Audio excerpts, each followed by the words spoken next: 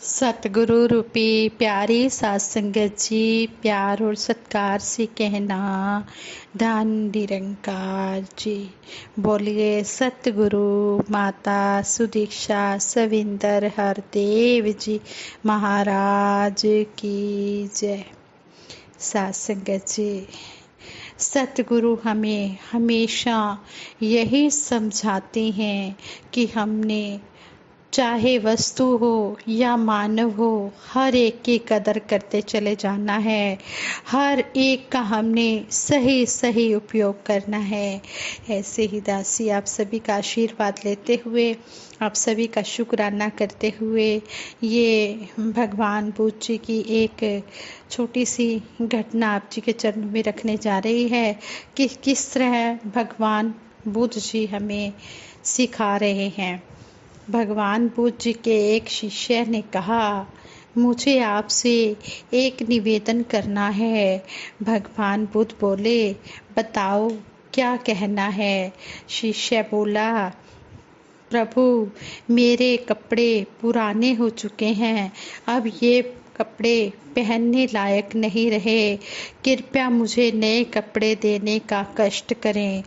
भगवान बुद्ध ने शिष्य के कपड़े देखे, वे सचमुच पुराने हो चुके थे और जगह जगह फट भी चुके थे, जगह जगह से फट भी चुके थे। इसलिए भगवान बुद्ध जी ने अपने एक शिष्य को नए कपड़े देने के आदेश दे दिए। कुछ दिनों के बाद भगवान बुद्ध शिष्य के घर पहुँचे। भगवान बुद्ध ने कहा, क्या तुम अपने नए कपड़ों में आराम से रह रहे हो? तुम्हें और कुछ तो नहीं चाहिए? शिष्य बोला, धन्यवाद प्रभु, मैं इन कपड़ों में बिल्कुल आराम से हूँ और मुझे कुछ और नहीं चाहिए। यह सुनकर भगवान बुद्ध ने फिर पूछा, अब जबकि तुम्हारे पास नए कपड़े हैं तो तुमने पुराने कपड़ों का क्या किया? वह शिष्य बोला, प्रभु मैं अब उसे ओढ़ने के लिए प्रयोग कर रहा हूँ। भगवान बुद्ध बोले, तो तुमने अपनी पुरानी ओढ़नी का क्या किया? शिष्य ने उत्तर दिया, जी मैंने उसे खिड़की पर पर्दे की जगह लगा दिया है। भगवान बुद्ध ने फिर कहा, तो क्या तुमने पुराने पर्दे फेंक दिए? शिष्य ने विनम्र भाव से जवाब दिया, जी हाँ, मैंने उसके 4 टुकड़े किए और उनका प्रयोग रसोई में गर्म पतीलों को आग से उतारने के लिए कर रहा हूँ। गर्म पतीले हो जाते हैं तो गर्म पतीलों को मैं पकड़ता हूँ और आग से उतारता हूँ। तो भगवान बुद्ध ने फिर क्वेश्चन किया, तो फिर रसोई के पुराने कपड़ों का क्या किया? शिष्य बोला, प्रभु, शिष्य ने जवाब दिया, प्रभु वो इतने फट चुके थे कि उसका कुछ किया ही नहीं जा सकता था, इसलिए मैंने उसका एक एक धागा अलग कर दिया और उसकी बत्तियां तैयार कर ली। उन्हीं में से एक आपके कक्ष में प्रकाशित थी। उन्हीं में से एक बत्ती आपके रूम में कल प्रकाशित थी, कल उससे उजाला किया था। भगवान बुद्ध बहुत खुश हो गए। दरअसल वह खुश इसलिए थे कि उनका शिष्य वस्तुओं को बर्बाद नहीं करता और उसमें समझ है, बुद्धि है कि उन वस्तुओं का प्रयोग किस तरह से किया जा सकता है। वह उन वस्तुओं का सही सही उपयोग कर रहा है। इस तरह हमें सतगुरु भी समझाते हैं। सतगुरु माता सुदीक्षा जी महाराज हर पल हमें समझाते हैं कि हम हमेशा अच्छाई ही अपनाएं, अच्छाई ही देखें, चाहे वो मानव हो, चाहे वो कोई हमारे यूज करने लायक वस्तु हो। इंसान अपने आसपास नित्य प्रति होने वाली घटनाओं से बहुत कुछ सीखता है।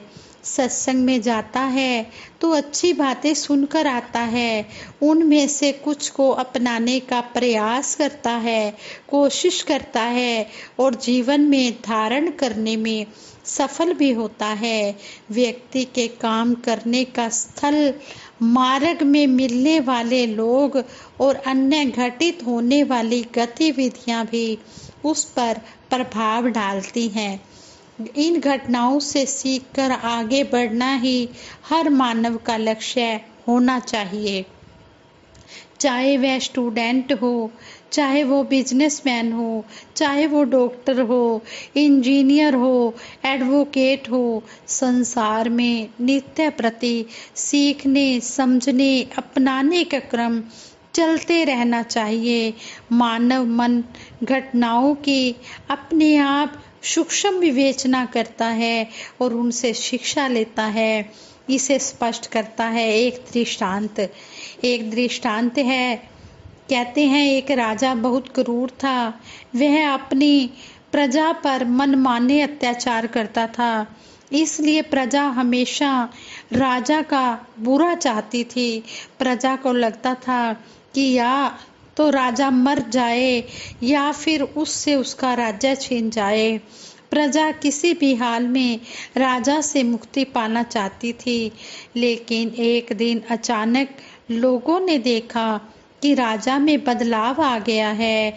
प्रजा के प्रति उसका व्यवहार बदल गया है। अब वह प्रजा की भलाई की बातें सोचने लगा है, प्रजा के हित में काम करने लगा है।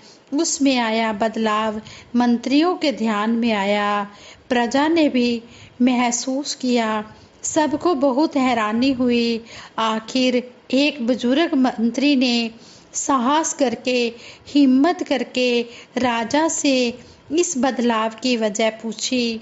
राजा ने बताया, एक बार मैं जब जंगल में गया तो मैंने देखा कि एक लोमड़ी खरगोश को खा गई है।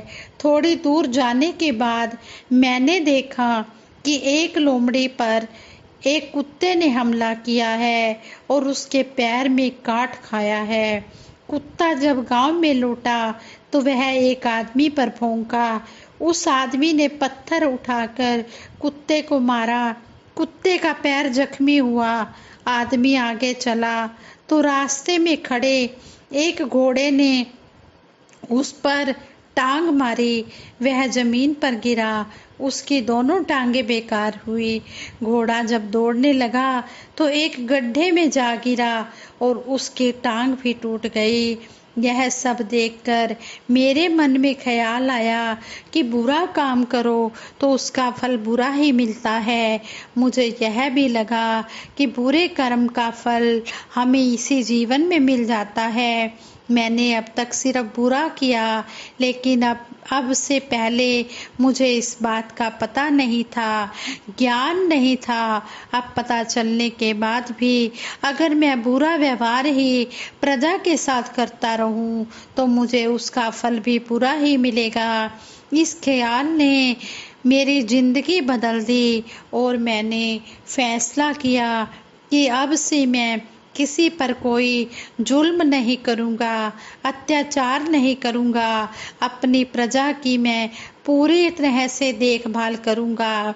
जीवन में अच्छों को देखकर या प्रेरणादायी घटनाओं से शिक्षा लेकर अच्छाई अपनाना अच्छी बात है। अच्छी बुरी बातें हर तरफ से हमारे पास आती हैं। आज का युग संचार का युग है।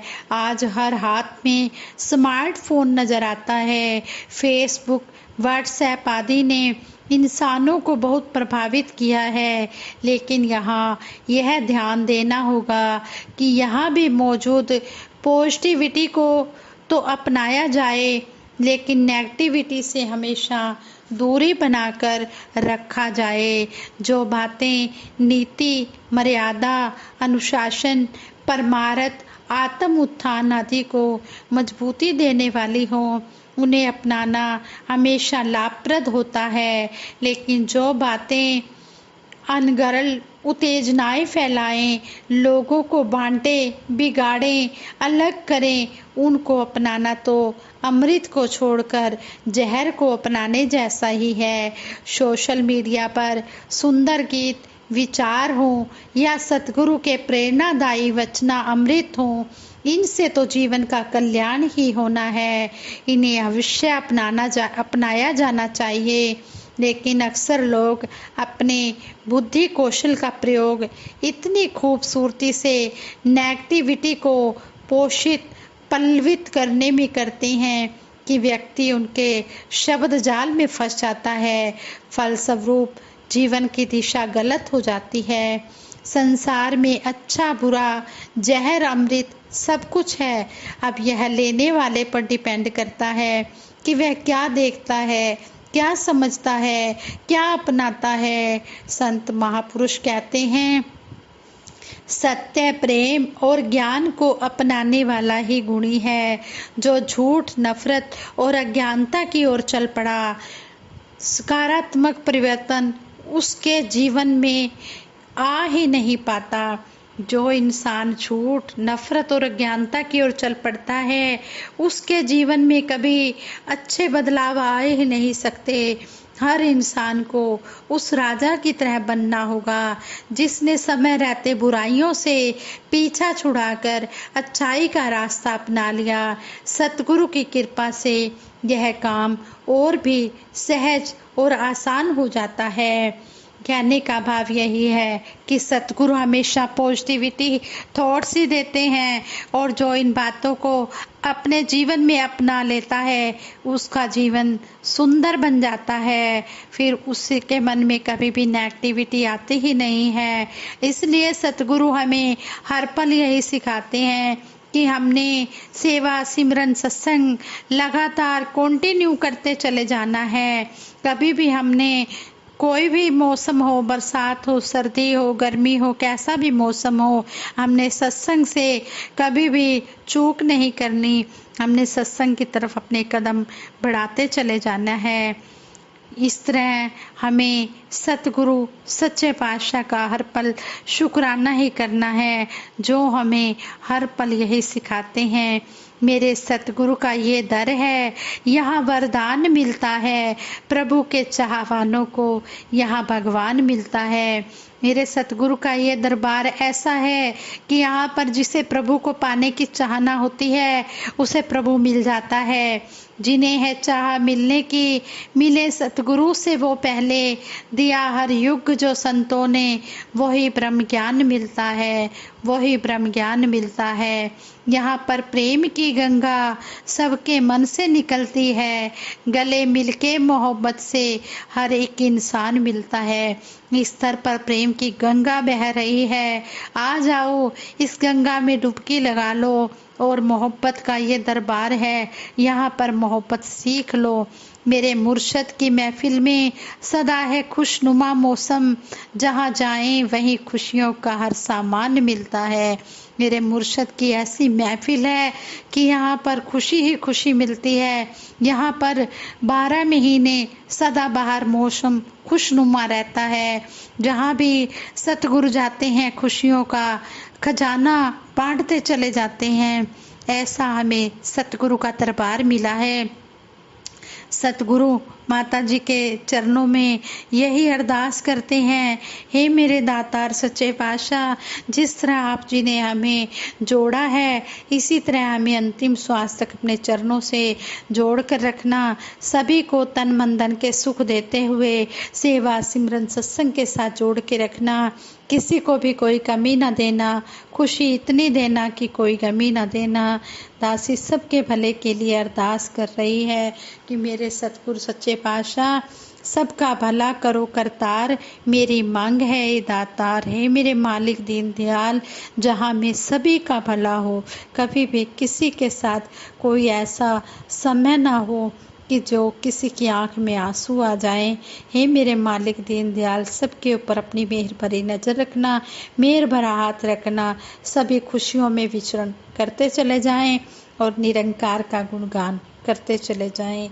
यही अरदास है। इसी अरदास के साथ ही दासी आप जी के चरणों में हाथ जोड़कर प्यार से कहती है, साथ संगत जी प्यार से कहना, धन निरंकार जी।